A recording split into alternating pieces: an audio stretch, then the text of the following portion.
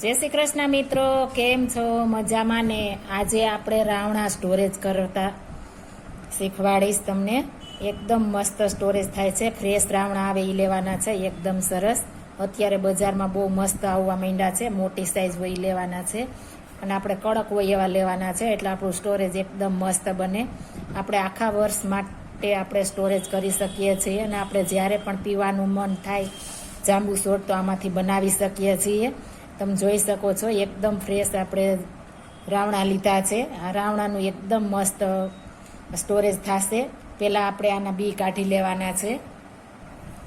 આપણે ધોઈને સાફ કરીને લૂછી લીધા છે. આપણે ધોવા જરૂરી છે. પહેલાં ધોઈને સાફ કરીને લૂછીને પછી આપણે સ્ટોરેજ કરી શકીએ છીએ, એટલે મેં સાફ કરીને લઈ લીધા છે. આપણે સરી વડે આ રીતના આપણે પહેલાં સુધારી લેશું. એકદમ મસ્ત આપણે ઠરિયો આ રીતના કાઢ લેવાનો છે. એકદમ સરસ કડક હશે એટલે આપણું સ્ટોરેજ એકદમ મસ્ત બનશે.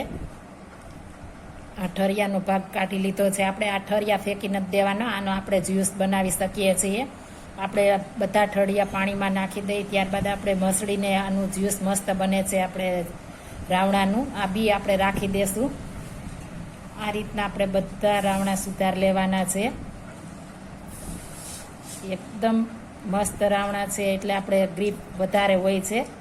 જો આપણે નાના લેશું તો ગ્રીપ ઓછું નીકળશે, એટલે ગ્રીપવાળા આપણે લેવાના છે. બી નાના હોય અને અંદરનો ઉપરનો ભાગ આપણે વધારે હોય પલ્પ્સ, એ રીતના આપણે લેશું એટલે એકદમ મસ્ત સ્ટોરેજ થશે.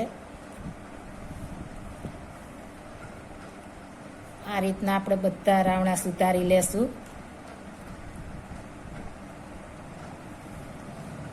આનો વિડીયો મેં જાંબુન શોર્ટ આગળ મૂકી દીધો છે ડિસ્કન્સ બોક્સમાં, તમે જોઈ શકશો જો તમારે જોવો હોય તો.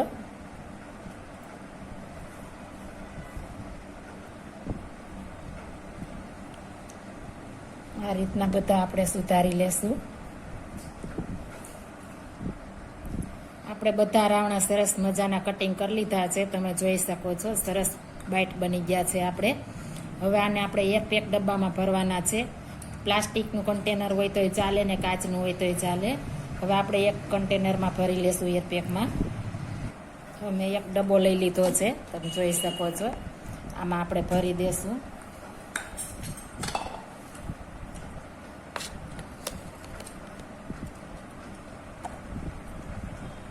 આ રીતના આપણે બધા ભરી દેવાના છે. આપણે જ્યારે રાવણાનું જ્યુસ કે શોટ બનાવવું હોય, જાંબુ શોટ, તો આપણે આમાંથી મહેમાન આવ્યા હોય ફટાફટ બનાવી શકીએ છીએ. અને આપણે બધી ઋતુમાં આપણને રાવણા નથી મળતા, એટલા માટે આપણે સ્ટોરેજ કરેલ હોય તો આપણે ગમે ત્યારે બનાવી શકીએ છીએ. એટલે એકદમ સરસ ચોખ્ખા સ્વચ્છ હોય અને જરા પણ ડાઘાવાળા ન હોય તેવા લેવાના છે, એટલે આપણું સ્ટોરેજ આખા વર્ષ માટે આવું ને આવું રહેશે. આ રીતના આપણે બધા ભરી લેશું.